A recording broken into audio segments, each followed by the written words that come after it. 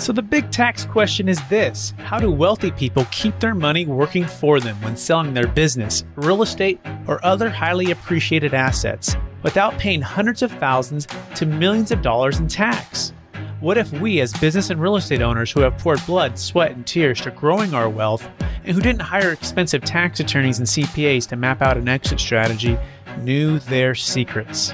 Instead of recreating the wheel, why can't we just model the way they deferred 30 to 50% in tax, paid off debt, funded their next business dream, and most importantly, leave a financial legacy to give to the causes we believe in most?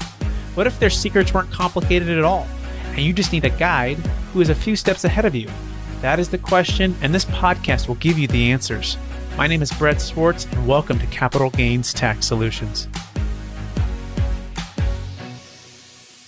Welcome to the Capital Gains Tax Solutions podcast, where we believe most high net worth individuals and those who help them, they struggle with clarifying their capital gains tax deferral options. Not having a clear plan is the enemy, and using a proven tax deferral strategy, such as the Deferred Sales Trust, is the best way for you to exit your cryptocurrency, business, real estate, or other highly appreciated asset. I'm your host, Brett Swarts. In each episode, I am joined by some of the best real estate, financial, wealth, and business minds in the world, where they share their ideas, deal stories, and inspiration, so together we can make complex tax deferral strategies simple and passive income plans achievable. I'm excited about our next guest. He is an entrepreneur with two successful exits so far under his belt. He worked for two venture capital firms in marketing and at a $200 billion internet company, and has been a CEO of venture-backed companies. He's been featured in Forbes Entrepreneur Magazine, Success Magazine, Fast Company, and many others. He took all of this experience with him, and he maintains his a powerful mindset, tunes his body, and quickly builds businesses, and developed a new framework as a shortcut for himself.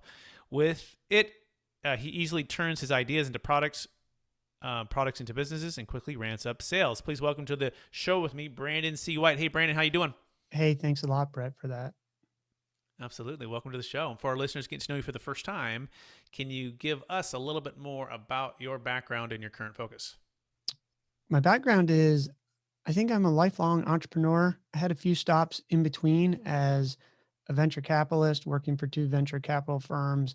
And I made a stop at America Online back at what now is the early days, and had a lot of fun there. And then after business school, went out back into the entrepreneur side of things.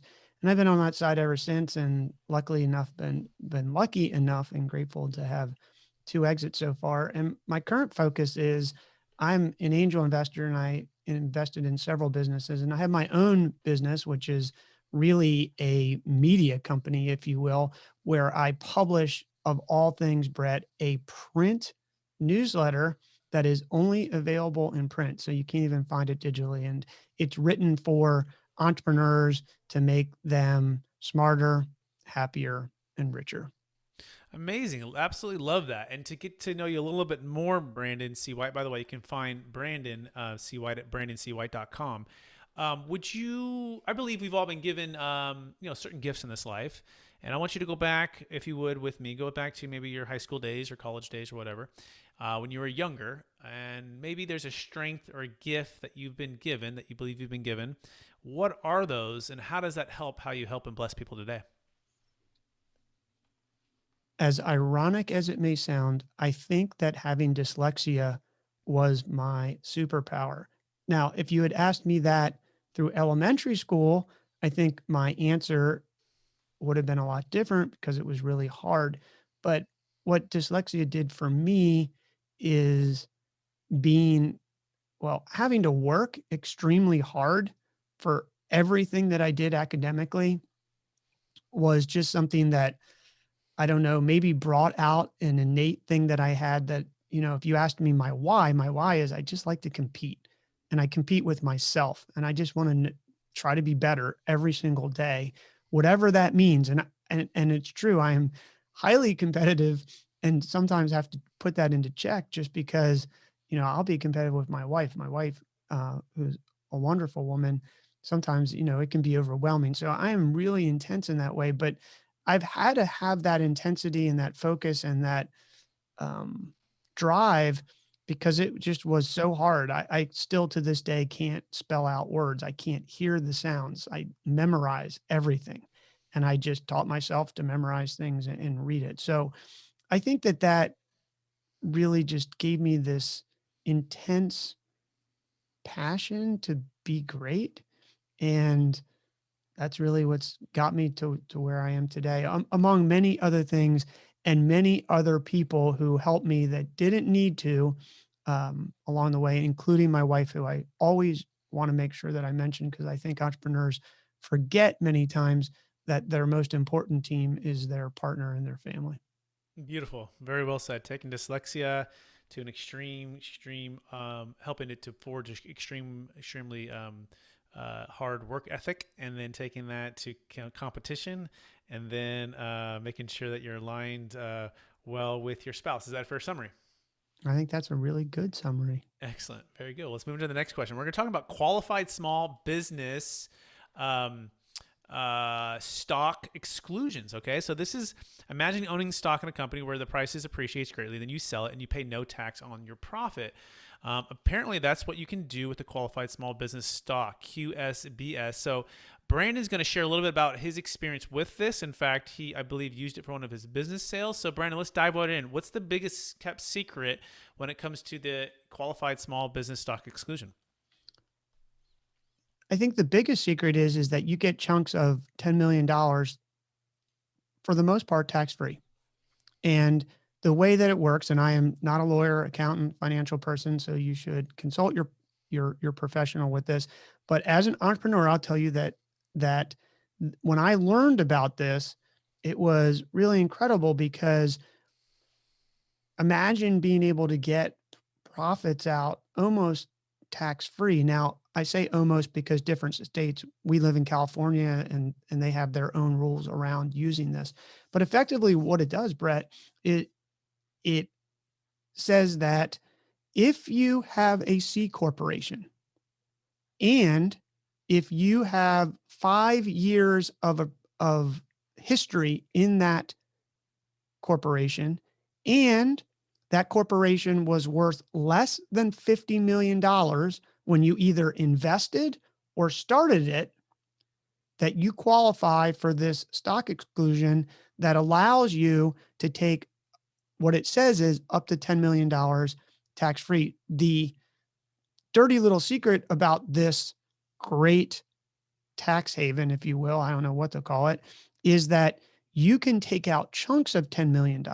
So you really should consult a lawyer or, a tax attorney or a tax accountant with this. But what they can do for you is you can set up separate entities. So you could also give $10 million to your wife. You could give $10 million to your kids. You could set up LLCs that you may or may not own that also receive that $10 million. So it effectively would allow you to sell a $50 or $100 million type or company and get that money at very low taxes, which is, I believe we all should pay our fair share. My wife always reminds me that as we've traveled, you go to other countries and you find this extreme poverty that is not a place that we want to live in the United States of America. But at the end of the day, I think optimizing our tax strategy is always a smart thing.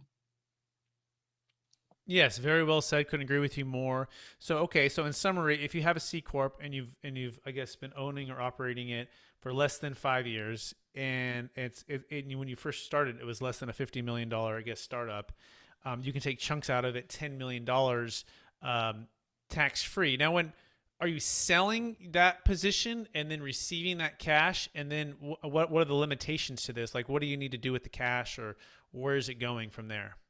Well, I hope it's going into your investment account that's going to earn more money. But I want to say one thing. My understanding of this and use of it is that you must have owned that stock for at least 5 years. Got it. So you basically are vesting that stock effectively is what the government is saying, and they're doing that so that you just don't do these quick flips. I guess in who wrote this, I believe this was done early in the Obama administration. Mm-hmm. So effectively, that C corp needs to be aged, and you can. Well, what I have been doing is to build a strategy around that where I have a C corps that are aged that could hold intellectual property or could buy another company. And now you have that mechanism. So it would allow you, if you give some forethought to this, to have a 3-year company do, I don't say a flip, but you could build and sell a company within 3 years, and you could almost roll it into a C corp. There's a lot of nuances here, depending on that type of company and whether it's a real estate deal or a technology company that you need to take into consideration. But what I've been doing is that, and then I use a structure where I have an S corp for my management company. I borrowed this, if you will, from what I learned in the venture capital business as it relates to how venture firms set up the different funds and the management companies that manage each one of those funds. And I effectively morph that into an entrepreneur strategy where I can have my S corp get a lot of my income so that I get all the tax advantages that come along with an S corp and a 401k and all these things that you can do, while still maintaining that C corp as the company, so that if and when we ever sold one of those companies, that we would then be able to take advantage of this qualified small business stock exclusion. Okay. So maybe we can try to get practical with it now too, because I think you said you used it for one of your businesses. Is that correct? I did. Okay. So maybe you can tell us that story. What was that business? And you're welcome to share the numbers or not, up to you, but just kind of give us how that all went down, and what you liked and what you didn't so much like about the QSBS. Yeah, sure. So here's the good news and the bad news. The bad news is that I didn't do it properly. And I found out afterwards, and it was an LLC that we had to convert. And there's a whole chart, if you look this up, where if you incorporate before a date, and if you're a different type of corporation and you change, then you get this graduated scale that you can take advantage. So you might not get 100%. So I didn't get 100% on this. And that's why I'm so proficient and understanding it now for the future, is because I didn't get it, but I can't share the numbers because I'm under an NDA, because it was a media company. It was the largest social networking site, social networking and e-commerce site on the internet for, of all things, Brett, sport fishermen. And I had started in Laramie, Wyoming, doing some fly fishing. So that hits home. That's my first time I did last week. I don't know if that's considered sports fishing or not, but that was my, anyways, sorry. Well, at least you're getting a rod in your hand, Brett. That's the important part. So sport fishing in general, as I define, is really around saltwater fishing, but, or it could be hunting big fish too. That's sport fishing too. But the way we defined it is saltwater fishing, and it could be fly fishing or trolling or anything like that. But I started that company in 1996. I bootstrapped it. I actually traded stocks to fund it, which is how I learned about a lot of other tax. I'm not suggesting anyone do that, but it did work. And then we raised money, and then I bought it back from the investors and ultimately sold it. Okay, excellent. And so had you done it correctly, or done it earlier, meaning you set up the C Corp earlier, didn't have to get the graduated in, what other downsides were there? I mean, because that sounds pretty sweet, right? You get to, is it deferring the tax, right? Is no. that No, you're not deferring anything. Okay. You're just not getting taxed. It's, got it. I can't say for certain that that's what a lot of venture firms in the Valley here do, but I can't imagine one of the things that they're not doing. And that's how they get that tax advantage, because, as you know, living in California is probably one of the highest tax states in the country. But there's really no downside other than making sure that you document and do this correctly with a professional who leads you through it. Got it. And the cash just goes to your account. You can buy your boat, go buy a primary house, buy whatever you want. It's your money. It's your money, man. Sweet. You earned it. That's a pretty good deal. I like that deal. Yeah, I'm always learning something new every day. Okay, so now let's talk about estate tax, right? Because I know sometimes that can be a challenge as well for a lot of folks, especially the exclusion of 22 million married, 12 million single, going to expire in 2025, and even Biden might even lower that sooner, which would take it to 7 million married, potentially 3.5 million single. So anything above that's 40% tax, as well as the stepped up basis being challenged. So number of things that I'm throwing at you right here to see kind of what your thoughts are on that. But any thoughts on estate tax and stepped up basis and what's going on here, Brandon? Well, I've got to tell you that my wife and I don't have any kids. I assume that our nephew and nieces will inherit our money, and I feel sad for them. I don't plan on dying anytime soon, so I don't, knock on wood here. But I'm not a big fan of what's going on here. I think what I believe and have believed, because I'm still not that old, is that while we do need to be cognizant of this, I think we all need to remember, Brett, that at least I'm old enough to know that these cycles come and go. And just because the Biden administration attempts to change it, whether or not they'll be able to is yet to be determined on what's going on in Congress and if they're going to stay true to their word and get bipartisan support, which would be it, maybe welcome from many of us in the country. You know, movement forward on how we should rule. But I think that even if that did get passed, it doesn't mean it's forever. Right. And I think, if you're not planning on dying in the next decade, maybe a little bit more than decade, if Biden got reelected another term, then we would need, you're making a bet there. But if you're 10 to 15 to 20 years out, um, I don't see it as a something to start freaking out about. But I do think that it's not something that I like. Yeah. Yeah. I mean, what do you mean, Brandon? You worked, 10, 20, 1996, right? And you make this big sale and you got this wealth, why shouldn't the government just take 40% of that? You know what I mean? Like you got this QSBS already, right? They gave you 10 million tax free, right? I mean, are you really asking me why they shouldn't? Because I'm happy to answer that question if you want me We don't have to. to go into that. We don't have to go into that. But that just kind of giving the folks out there who might not know about the estate tax. By the way, it has nothing to do with the stepped up basis. Has nothing to do with capital gains tax. Estate tax is 40% on top of already what you've been taxed on, already what you've earned, and it's basically a wealth tax on your death, which is kind of crazy to think about. I just did a look at that, and with Biden, they did a hypothetical. Someone who started from zero, grows his net worth to 100 million. With if the proposal goes through the way that they're proposing it, not only would at death that 100 million, it would be taxed. There was no stepped up basis, as well as the estate tax. They're looking at about 61% of that, Brandon, assuming all of it's inside of the taxable estate, right? Which with the Deferred Sales Trust, we could sell assets before you pass and move it outside your taxable estate, and the other charitable things too. But had they not done anything, literally 61 million, approximately, would be owed to the government, That right? seems, And you go like, really? And they have to, and it actually triggers at death. It's triggered. There's this. It's not a stepped up basis. Actually, the tax is now triggered. So it could create all kinds of turmoil. So we are hoping and I'm praying that it doesn't go that way, because to me, wealth in the hands of the people is always better spent, more accountable, and actually more generously given to people than wealth in the hands of the government. But that's maybe the big debate, right, Brandon?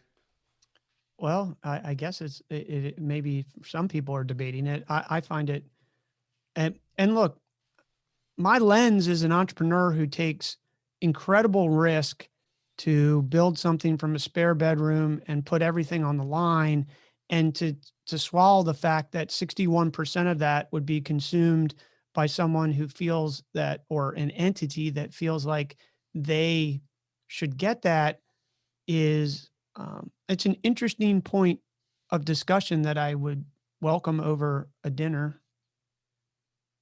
Yeah, for sure. But we digress. So let's keep moving on here. So QSBS, that's an awesome strategy. Tell us a little bit more about what you're currently doing, Brandon. What are you working on now? What's your passion and your focus for helping others or growing businesses? Tell us a little bit about the podcast too. Well, currently, Brett, a lot of people helped me along the way to my success that didn't need to help me. And I think after 2+ decades of being an entrepreneur and a lot of scars on my back, I felt like I could share a lot of the information that I've learned, and mistakes like this. I didn't do that qualified small business stock exclusion right. Did I benefit from it? I certainly did. But if someone had, which someone did, a friend, luckily, taught me about it, I would have been better off because of it. So I started to back in 1996, I originally wanted to write a newsletter. That fishing site that I sold, the original plan was to create a magazine. So about a year and a half ago, decided that I was going to start writing a print newsletter, and bring my original vision forward. But we weren't going to talk about fishing. We were going to talk about things that an entrepreneur or small, medium-sized business owner or management in there would want to read, from real data too. I think some of the publications out there now are very aspirational and motivational, but motivation wanes and behaviors don't happen once that motivation wanes. So I thought I would write about mind, body, and business with the idea of making you smarter, happier, and richer, along with investing advice that I had learned. Because I think very often, Brett, entrepreneurs, we're so, I call it absolute focused on what we're doing. And then we make this wealth, money, and then we don't know what to, some people don't know how to invest it. They don't know how to invest it. They don't know how to protect it. They don't know how to take care of it. And I thought to myself, well, why don't I share what my strategies have been? And my returns have been relatively decent. I mean, over the last 10 years, my retirement account, if you want to call it that, has returned about 50%. So, that was just, and I didn't do anything magical. I tell people, Brett, I didn't do anything magical. I just followed some books and advice that I read, and I stayed diligent and unemotional about the money. And so I started writing this newsletter called Build a Business Success Secrets. And then I did a podcast, actually been podcasting since 1997. If you can believe that. It wasn't called a podcast. It was more of a audio file on the internet. So I didn't have to type 4,000 words on a fishing report. But we have a podcast called Build a Business Success Secrets, where we talk about many of the same things. In the newsletter, we go much more into depth, just because we have the room and the time. And I'm not always willing to tell people the exact stocks that, although maybe I should go on Reddit and do that. That's a half of a joke, but what stocks I bought or what our Facebook advertising customer acquisition costs are today. So in the newsletter, we go over that sort of data, which is real actionable information for small and medium-sized business owners. Absolutely love that. And where can people find that exact newsletter or sign up or subscribe to that? Well, they can go to two places. One, they could go to brandoncwhite.com, or you can just go straight to bsuccesssecrets.com. That's B as in business, successsecrets.com. Excellent. That being said, are you ready for the lightning round, Brandon? I don't know. Let's go though. All right. Knowing what you know now, if you go back to your 25-year-old self, what's the one golden nugget you'd make sure to tell yourself to do? Wow. 25. Don't believe in your head that just because you know what to do, that's good enough. Actually execute on your plans. Okay, good. I like that. Think about that one, but I like it. Second question: biggest frustration with capital gains tax deferral options for real estate, cryptocurrency. My biggest frustration is that you really need to have someone help you and hire someone, because it's moving all the time, and the government isn't going to alert you that you didn't take the deduction or you didn't take the most advantageous method to do it. And you got to stay on top of it. So either stay on top of it yourself, which takes a lot of time, or have someone help you who is a professional and spends night and day or most of their full-time job taking care of that for you. Beautiful. Love that. Are you investing in real estate? If so, what was the best real estate deal you've done? I am investing in real estate, and the best deal that I ever did so far was a house in Northern Virginia that we bought. It was actually a large 3-story townhouse on a lake. And, we just got, I don't say we got lucky. I felt like the market was going up. We bought it, and within probably 4 years, I think we rented it for a year. I forget what the return was, but on a leverage basis, it was absolutely ridiculous. So it was a home. And I'm currently looking at real estate in my hometown here of Half Moon Bay, California, because I just believe that, contrary to what maybe some of the press is saying, that California real estate will continue to go up, and mainly because you can't develop anymore. And with that, you can't develop a lot, especially on the coast of California. It's set. So I'm looking for opportunities. It's expensive as it relates to most parts of the other country, but the appreciation in our own house here has gone up so significantly that I believe there's still upside. Excellent. Very well said. Favorite book or you've gifted or read in the past year?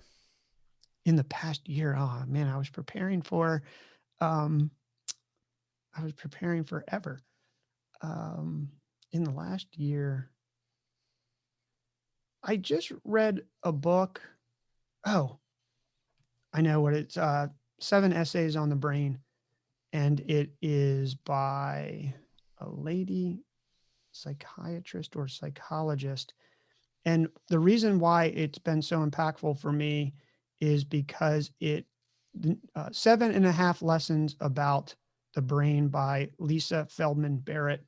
And the reason is because new research on the brain has the uncovered that this idea around the triune brain, you can maybe tell I'm either a geek or a psychology major with a master's as well, but it has uncovered that the triune brain theory is not correct, and that is actually not how the brain works. So when you start talking about the reptile brain and how you react or how you position things because of the rational brain, it's completely inaccurate.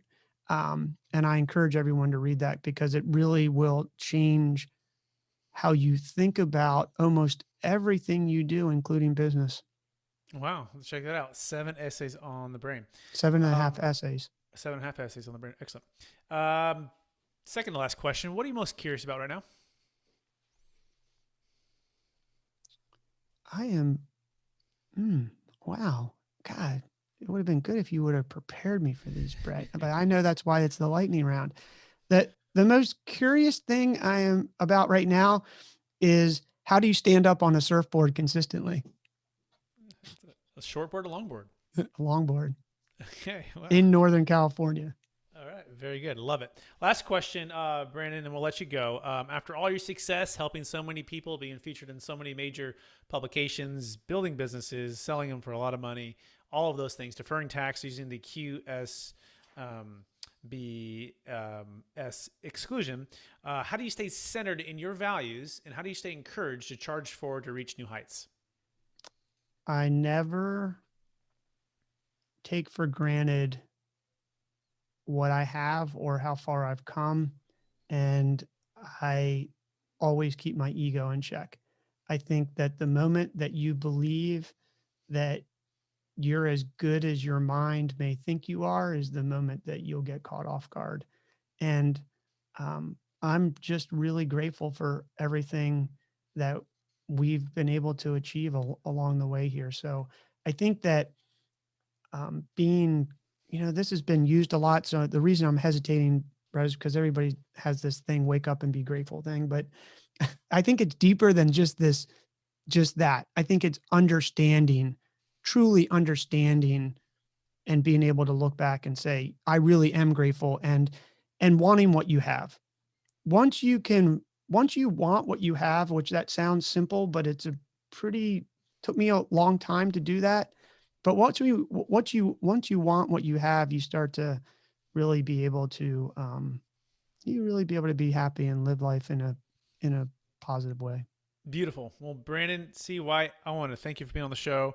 I want to encourage you to keep using the gifts you've been given, such as taking that dyslexia and turning it to a great work ethic and a desire to compete and to do great things. And for our listeners who want to get in touch with you, we remind them one last time where they can find you. Best placed is just to tune into Brandon, BRANDONC, white.com. Beautiful. Brandon, thanks for being on the show. And I also want to thank our listeners for listening to another episode of the Capital Gains Tax Solutions podcast. As always, We believe most high net worth individuals and those who help them, they struggle with clarifying their capital gains tax deferral options. Not having a clear plan is the enemy, and using a proven tax deferral strategy, such as the QSBS Exclusion or the Deferred Sales Trust, is the best way for you to exit highly appreciated businesses. But the Deferred Sales Trust, definitely for cryptocurrency, primary homes, save a fail, 1031 exchange, artwork, collectibles, anything, you name it. You can go to capitalgainstaxsolutions.com and learn about that today. And if you're a business professional listening to this episode, go to experttaxsecrets.com to learn how to use the Deferred Sales Trust to grow your business. That's experttaxsecrets.com. Please rate, review, and subscribe. We so appreciate everyone listening out there. And take care, everyone, and have a great... You have just listened to another information-packed episode of Capital Gains Tax Solutions with Brett Swarts. We hope you enjoyed today's show and found it helpful. Visit capitalgainstaxsolutions.com to access the show notes and to access more resources. Don't forget to leave a review and join us again next time.